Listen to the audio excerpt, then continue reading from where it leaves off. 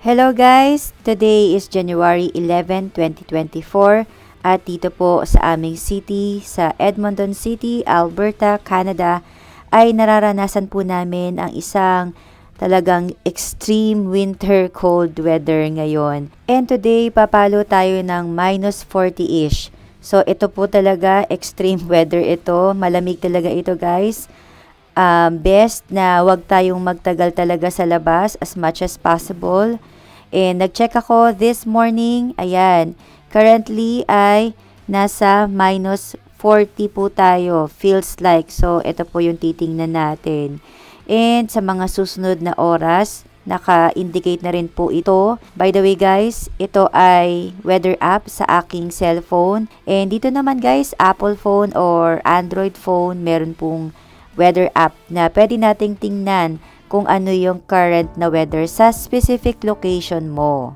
And mababasa na rin yung mga important notes to consider natin. And then provided na rin yung mga next hours kung ano yung status ng weather. So, malalaman mo na dito kung sunny or magkakaroon ng ulan, etc. Very informative talaga itong weather app na to na available na agad sa mga cellphone. Then, early morning, sumabak na po kami sa aming unang routine which is ang ihatid ang aming mga grade school students. So, hindi naman po ganun talaga nakalayo yung eskwelahan ng mga kids namin. Pero alanganin din kasi siyang lakarin. And actually, kahit sa Calgary days pa namin, kahit na walking distance lang, hinahatid na lang din namin sila. So, ayan, pagka ganitong mga weather, ayun, kasama namin si husband na nagda-drive. Importante na wag tayong magmabilis, wag maghabol ng stoplight, kasi, ayan, mahirap magpreno. Dapat, madaling araw pa lang, nakapreno ka na. No, what I'm trying to say is, hindi po kagad kasi kumakagat yung brake.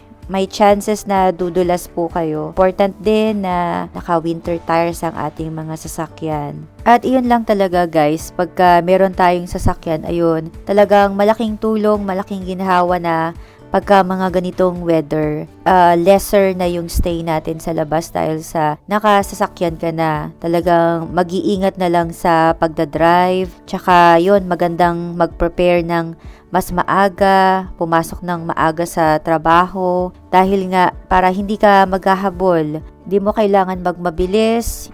Kaya talagang mas maganda na mas maaga na lang pagka ganitong mga matitindi yung weather. Tsaka yun, nagbi-build up, nagta-traffic. And yung mga grade school student namin, typically, hindi naman talaga sila nagsusuot ng snow pants or winter pants pagka winter season. Naiinitan din sila pagka maraming layering. So, winter jacket, tsaka yung leggings lang nila, okay na sila doon. Pero this time, ayun, pinagsuot muna namin sila ng winter pants. Late na kami nito, kaya ayun, wala nang students. And dito, busy din talaga pag morning kasi may mga nag-drop off na mga private cars, yung mga parents. And then, merong school bus. So, kaya medyo nagbi-build up din, nagta-traffic din. Ayan, tapos pabalik na kami ng bahay. Hinihintay din namin actually yung mga kids na talagang tuluyan ng makapasok sa loob ng building before kami umalis.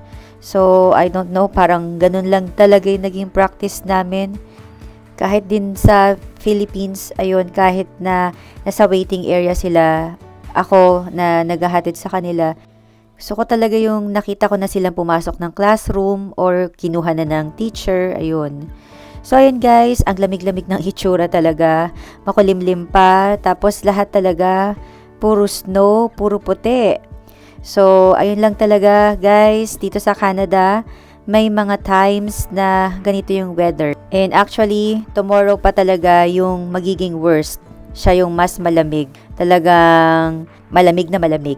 Very uncomfortable pagka matagal po tayo sa labas. So, kung gusto ninyong malaman yung parang feeling, maglagay kayo ng 2 ice yellow, yun, kahit sa timba, tapos ilagay nyo yung kamay nyo. Siyempre, palamigin nyo muna yung ice, pasettle nyo muna. Tapos, ayun, ganun yung manhid na pakiramdam sa mga kamay. Ganun din dito, para siyang nakakapaso hindi ka makatagal, lalo na sa ganitong temperature na nasa talagang minus 40-ish. Ayun, masakit siya sa kamay, masakit siya sa mukha, kaya ang hirap lang pag magtagal. And proper layering talaga, yun lang talaga din. Much better pagka nagko-commute, yung mahaba na winter jacket, ito, ganitong sample, yung suotin, mas okay to kasi kailangan din nating i-cover yung legs kasi pag hindi rin siya naka-cover, nalalamigan din tayo. Yung mother ko, pagka yun nasa winter siya dito, ang ginagamit niya yung mahaba nga na winter jacket, tapos naka-winter pants siya sa loob, tapos mataas din yung boots niya, high cut. And then, yun, may medyas din na mataas din. Kasi, ang idea, dapat matrap natin yung mga body heat natin. Tsaka wala talagang papasukan ng hangin, ng entry point ng hangin. Kasi, ayun, magiging malamig talaga. Mararamdaman mo yung lamig.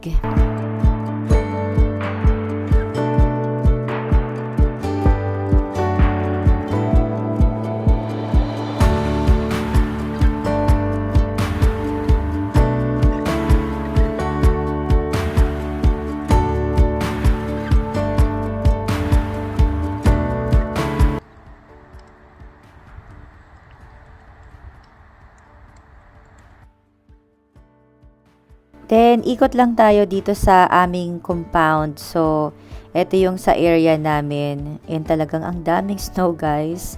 And maya-maya lang, madadaanan na rin sila ng snow removal machine. Or even mga tao magtatanggal ng mga snow sa driveway nila tsaka sa front door. So, dito naman kasama na sa condo association, condo fees, yung ganito na service. So, sa amin, since nagre-renta po kami dito, kasama na siya sa payment namin. So, siguro sa buong amount na yun, nandun na rin yung part nun. Pero, hindi kami sinisingil ng separate. Kung ano lang talaga yung renta namin, yun na siya. So, kaya hindi pa rin din namin natatry na magpala actually. Yung unang apartment din namin sa Calgary, may taga ano rin doon, may taga tanggal din ng snow. Since kasama na ulit sa binabayaran namin sa renta. Kaya medyo hindi pa natin na-experience ang pagpapala ng mga snow. Kaya tingnan na lang din natin, and hindi pa natin ma-in-charge yung ating dalawang muscle men, si Jaden and si Jassy. Malapit-lapit na rin talaga yung aming possession day sa aming pinapagawang bahay. So, ayun.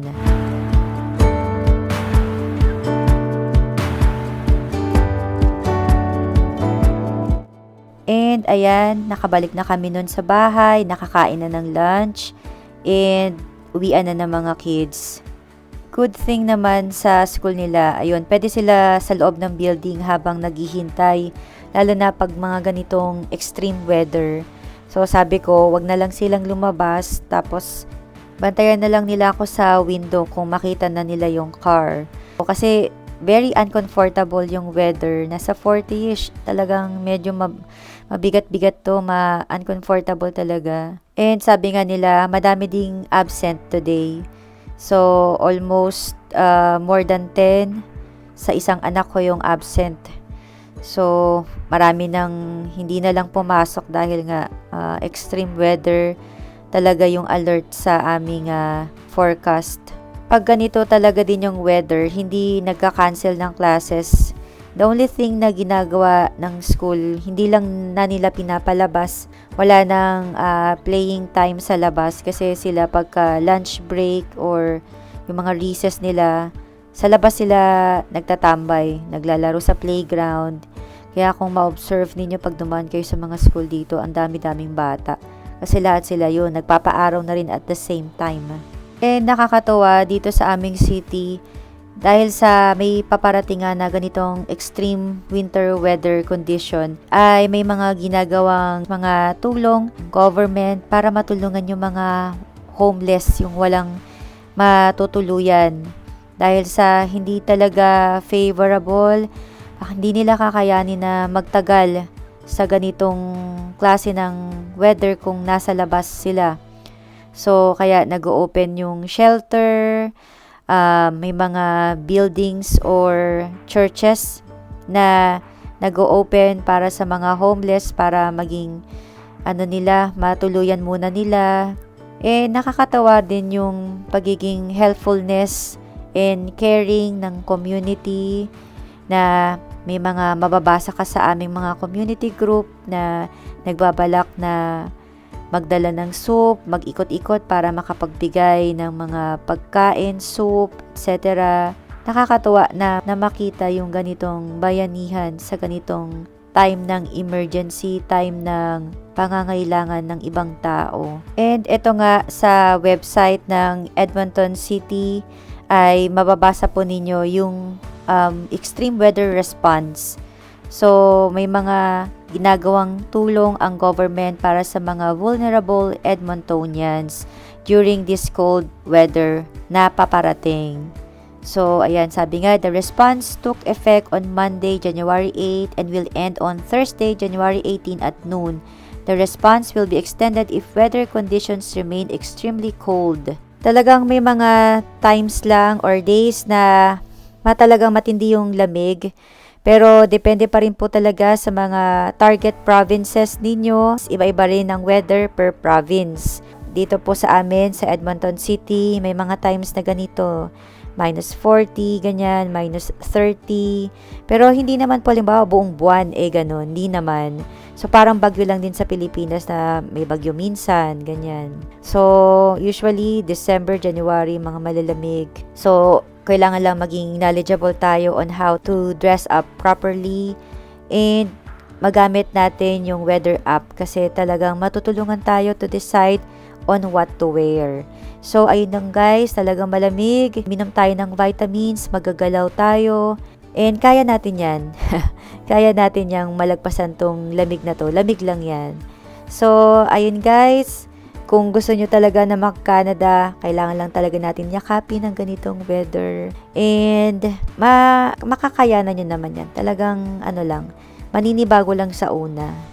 So, ayun lang guys, kung nagustuhan po ninyo ang ating video for today, please give me a thumbs up. Talagang malaking tulong po ito sa aming channel. And pakibisita na lang din po ang aming playlist. And we feature videos about student process, work permit, visitors visa application, PR immigration topics, and life here in Canada. Kaya kung hindi pa po kayo nagsasubscribe sa amin, please consider subscribing. Thank you guys, and please take care, stay warm and safe. I'll see you on my next video. Goodbye for now.